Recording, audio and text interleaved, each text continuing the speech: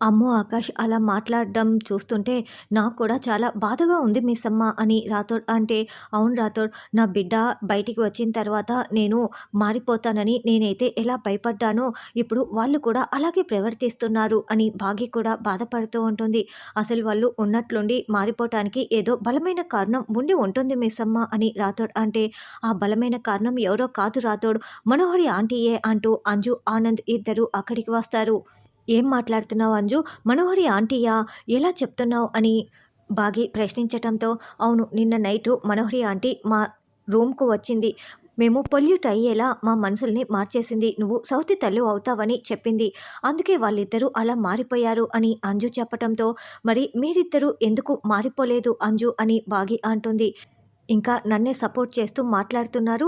నాకు అండగా నిలిచి మాట్లాడుతున్నారు కదా అని బాగి అడగటంతో, అప్పుడు అంజు బాగి దగ్గరికొచ్చి బాగి చేయి పట్టుకొని, "ఎందుకంటే నువ్వు చాలా మంచిదానివి మిస్సమ్మ. నువ్వు ఎప్పటికీ ఒకేలా ఉంటావు.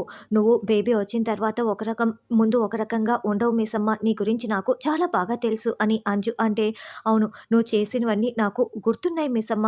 మేము ఎప్పటికీ మర్చిపోము" అని ఆనంద్ అంటాడు. ఇక బాగి ఆనంద్ బాష్పాల్ని కారుస్తూ, "ఒకవేళ బేబీ వచ్చిన తర్వాత నేను మారిపోతే" అని ప్రశ్నిస్తూ ఉంటే, "నువ్వు ఎప్పటికీ మారిపోవు మిస్సమ్మ. నేను చెప్తున్నాను కదా, మాకు ఆ నమ్మకం ఉంది. నువ్వు మా అమ్మలాగే. నువ్వు ఎప్పటికీ మారవు. త్వరలోనే అమ్ము, ఆకాష్ కూడా తెలుసుకుంటారు. అప్పుడు మన వైపు వస్తారు" అని, "మిస్సమ్మ, నువ్వు ఇవన్నీ మనసులో పెట్టుకొని డిస్టర్బ్ అవ్వకు. నువ్వు డిస్టర్బ్ అయ్యావంటే నీ కడుపులో ఉన్న నా బుజ్జి తమ్ముడు కూడా డిస్టర్బ్ అయిపోతాడు" అని అంజు చాలా ప్రేమగా బాగి కడుపుపై ఒక ముద్దు పెడుతుంది. అప్పుడు బాగి చాలా సంతోషంగా, "నీకు తమ్ముడు కావాలా అంజు?" అని అడుగుతూ ఉంటే, "నాకు తమ్ముడైనా పర్వాలేదు, చెల్లైనా పర్వాలేదు మిస్సమ్మ. ఎవరు పుట్టినా నేను వాళ్ళకి అక్కనే కదా అవుతానని" అంజు చెప్పటంతో, బాగి చాలా ప్రేమగా అంజు నుదుటిపై ముద్దు పెడుతుంది. ఇక బాగి, అంజు ఒకరిని ఒకరు గట్టిగా హగ్ చేసుకుంటారు. "ఇప్పటికే చాలా లేట్ అయింది, వెళ్ళి పడుకోండి" అని బాగి చెప్పటంతో అంజు, ఆనంద్ అక్కడి నుంచి వెళ్ళిపోతారు. "ఆ మనోహరి ఎంతకి తెగించింది మిస్సమ్మ. పిల్లల మనసుల్ని ఎలా పొల్యూట్ చేసిందో చూడు. అసలు అది మనిషే కాదు" అని రాథోడ్ అంటే, "మనిషిలా ఎప్పుడు ప్రవర్తించింది రాథోడ్? ఈరోజు పిల్లల్ని చూడు ఎలా మార్చేసిందో" అని బాగి బాధపడుతూ ఉంటే, "ఈరోజు ఈ ఇద్దరు పిల్లలు మన వైపు నిలబడ్డారు మిస్సమ్మ. త్వరలోనే వాళ్ళిద్దరు కూడా నీకు అండగా వస్తారు. మనోహరి చెడ్డతనాన్ని, నీ మంచితనాన్ని అర్థం చేసుకుంటారు. మా అరుంధతి మేడం పిల్లల్ని అలా పెంచింది. కాబట్టి త్వరలోనే నీ మంచితనాన్ని తెలుసుకొని ఆ మనోహర్‌ని పిల్లలే ఇంట్లో నుంచి గెంటేస్తారు. చూస్తూ ఉండు మిస్సమ్మ, చూస్తూ ఉండు" అని రాథోడ్ చెప్తాడు. "సరే మిస్సమ్మ, ఇప్పటికే లేట్ అయింది. నేను కూడా బయలుదేరుతాను. గుడ్ నైట్ మిస్సమ్మ" అని రాథోడ్ వెళ్ళిపోతాడు. ఉదయం అవగానే అమర్ జిమ్ చేసుకుంటూ ఉంటే, "అమర్, ఇదిగో జ్యూస్" అంటూ మనోహరి తెచ్చి ఇవ్వటంతో, "అక్కడ పెట్టు మనోహరి" అని అమర్ తనంతట తాను జిమ్ చేసుకుంటూ ఉంటాడు. "అమర్, నీతో నేను ఒక విషయం చెప్పొచ్చా?" అని మనోహరి అంటే, "చెప్పు మనోహరి. ఈ ఇంట్లో అరుంధతికి ఏ స్థానం ఉందో అరుంధతి తర్వాత ఆ స్థానం నీదే కదా, చెప్పు. ఏంటో చెప్పు, నిరభ్యంతరంగా చెప్పు" అని అమర్ అనడంతో, "నువ్వు ఆ స్థానం అయితే ఇచ్చావు కానీ నీ మనసులో స్థానం అయితే నాకు ఇవ్వలేదు కదా" అని మనోహరి మనసులో అనుకుంటూ, "అసలు బాగి నిన్న ఆ పిచ్చి పని చేసినప్పటి నుంచి మళ్ళీ అలాంటి పని ఎప్పుడెప్పుడు చేస్తుందా అని నాకు చాలా భయంగా ఉంది అమర్" అని మనోహరి అంటే, "ఈసారి బాగి అలాంటి పిచ్చి పని చెయ్యదులే మనోహరి, నేను చెప్పాను కదా" అని అమర్ అంటాడు. "కానీ బాగిని చూసుకోవటానికి ఒక కేర్ టేకర్ పెట్టుకుంటే బాగుంటుంది అమర్. కేర్ టేకర్‌గా వచ్చిన బాగి పిల్లలకి తల్లయింది, నీకు భార్య అయింది కదా" అని మనోహరి అంటుంది. అమర్ కొంచెం సీరియస్‌గా చూస్తూ ఉంటే, "అంటే నా ఉద్దేశ్యం అది కాదు అమర్. నేను నార్మల్‌గా చెప్తున్నానంతే. ఇప్పుడు బాగి తన పనులు తాను చేసుకొని పిల్లల్ని మొత్తం చూసుకోవాలంటే కష్టం కదా. నేనే దగ్గరుండి చూసుకుందాం అనుకున్నాను. కానీ బాగి ఇబ్బంది పడుతుంది.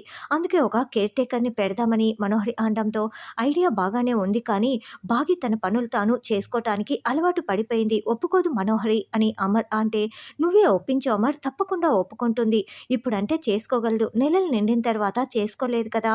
నువ్వు చెప్తే తప్పకుండా ఒప్పుకుంటుందని" మనోహరి అనడంతో, "అయితే నువ్వే ఏదో ఒక కేర్ టేకర్‌ని చూడు" అని అమర్ చెప్తాడు. "నేను ఆల్రెడీ ఒకరికి చెప్పి ఉంచాను అమర్. నువ్వు ఓకే అంటే నేను వాళ్ళని రమ్మని చెప్తాను. అంటే ఇంటి పనులు చేస్తుంది, బాగిని చూసుకుంటుంది, అన్ని పనులు చేస్తుంది" అని మనోహరి చెప్పడంతో, "అలాగే రమ్మని చెప్పు" అని అమర్ అంటాడు. "నువ్వు రావాల్సిన టైం వచ్చేసింది చెంబా" అని మనోహరి అనుకుంటూ ఉంటుంది. ఇక తెల్లవారగానే చెంబా వేషం మార్చుకొని లోపలికి వస్తూ ఉంటే, "అమ్మ ఎవరు మీరు?" అని రాథోడ్ అంటాడు. "నేను కేర్ టేకర్‌ని" అని చెప్పటంతో, "ఓహ్! మీరా? రండి రండి లోపలికని" తీసుకొచ్చి, "మిస్సమ్మ నీకోసం కేర్ టేకర్ వచ్చింది" అని రాథోడ్ చెప్తూ ఉంటాడు. "ఎందుకు? నాకెందుకు కేర్ టేకర్?" అని బాగి చెప్తూ ఉంటే, "చూడు మిస్సమ్మ నువ్వు చేసిన పనికి జెడ్ కేటగిరీ బందోబస్తు పెట్టించాలి. నువ్వు కేర్ టేకర్‌ని వద్దని చెప్తున్నావేంటి?" అని రాథోడ్ చెప్తుంటే, అప్పుడే అమర్, మనోహరి కూడా అక్కడికి వస్తారు. "అవును, బాగీకి కేర్ టేకర్ తప్పకుండా ఉండాల్సిందే" అని మనోహరి అంటే, "అవును బాగి, నేనే రమ్మని చెప్పానులే" అని అమర్ అంటాడు. "ఏవండీ, నా పనులు నేను చేసుకోగలనండి. ఇంకా కొన్ని రోజులైతే చేసుకోగలను. ప్లీజ్ వద్దండి" అని బాగి అంటే, అప్పుడే మనోహరి, "చూడు అమర్, మనం నిర్ణయం తీసేసుకున్నాము. బాగీని నువ్వే ఒప్పించాలి. నువ్వు అరేంజ్ చేసినట్లుగానే ఉండాలి" అని మనోహరి మెల్లగా చెప్పడంతో, "చూడు బాగి, నేను నిర్ణయం తీసేసుకున్నాను. ఇంకేం మాట్లాడకు" అని అమర్ చెప్పడంతో ఇక బాగి సైలెంట్ అయిపోతుంది. "నేను నర్సింగ్ కూడా చేశానమ్మా. ఇంటి పనులు, వంట పనులు అన్నీ చేస్తాను" అని చెంబా చెప్తుంది. అప్పుడే పిల్లలు అక్కడికొచ్చి, "ఎవరు నువ్వు?" అని అడుగుతూ ఉంటే, "మిస్సమ్మకి కేర్ టేకర్" అని మనోహరి చెప్తుంది. "ఒక కేర్ టేకర్‌కి ఇంకొక కేర్ టేకరా?" అని అమ్ము అనడంతో ఇక అమర్‌కి కోపం వస్తుంది. "అమ్ము, డోంట్ టాక్ లైక్ దట్" అని వార్నింగ్ ఇవ్వటంతో, "సారీ డాడ్" అని అమ్ము చెప్తుంది. అప్పుడే అంజు చెంబని చూసేసి, "నిన్నెక్కడో చూసినట్లు ఉందే" అని అడుగుతూ ఉంటే, "ఎక్కడా చూడలేదమ్మా" అని చెంబా అంటుంది. "లేదు లేదు, ఎక్కడో చూశాను. ఎక్కడ కలుసుకున్నాం మనం" అని అంజు అంటే, "నేను ఇళ్ళల్లో పని చేసుకునేదాన్ని. అసలు బయటికి కూడా ఎక్కడికి రాను. నువ్వు నన్ను చూసే ఛాన్సే లేదు. నేను ఇదే మొదటిసారి మీ ఇంటికి రావడం" అని చెంబా చెప్తుంది. "అన్నట్లు నీ పేరేంటి?" అని అంజు అడగటంతో, "యాదమ్మ" అని చెంబా చెప్తుంది. ఇదొకటి, ఎన్ని ప్రశ్నలేస్తోందో అని మనోహరి టెన్షన్ పడుతూ ఉంటుంది. కానీ నాకెందుకో నిన్ను ఎక్కడో చూసినట్లు అనిపిస్తూనే ఉంది అని అంజు ఆలోచిస్తూ ఉంటే, "అమ్ము, స్కూల్‌కి టైం అవుతోంది. త్వరగా అంజుని తీసుకువెళ్ళు" అని మనోహరి చెప్తుంది. "నువ్వు ఇక్కడే ఉంటావు కదా, సాయంత్రం వచ్చిన తర్వాత మాట్లాడతానులే" అని అంజు వెళ్తుంది.